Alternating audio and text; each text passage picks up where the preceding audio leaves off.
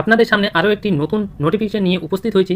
আপনারা স্পষ্টভাবে দেখতে পাচ্ছেন এই নোটিফিকেশনটি পশ্চিমবঙ্গ মাদ্রাসা সার্ভিস কমিশন থেকে প্রকাশিত হয়েছে। এই নোটিফিকেশনে স্পষ্টভাবে বলা হয়েছে যারা 28/11/2010 তারিখে প্রিলিমিনারি স্ক্রিনিং টেস্টের জন্য 73,978 জন প্রার্থী যোগ্যতা অর্জন করা সত্ত্বেও 29/5/2011 তারিখে লিখিত পরীক্ষা দিতে পারেনি, তাদের আবার নতুন করে লিস্ট প্রকাশিত হয়েছে। সেই 73,978 জন প্রার্থী 1/9/2024 অর্থাৎ রবিবার পশ্চিমবঙ্গ মাদ্রাসা সার্ভিস কমিশন দ্বারা পরিচালিত লিখিত পরীক্ষা আয়োজন করা হয়েছে। সেই পরীক্ষায় আপনারা বসতে পারবেন।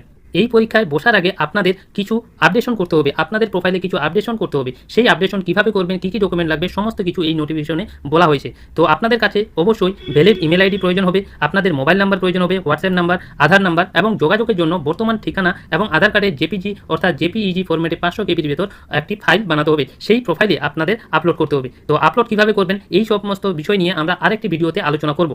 তো আপনাদের এই আপডেশন প্রক্রিয়াটি 25/8/2024 তারিখের মধ্যে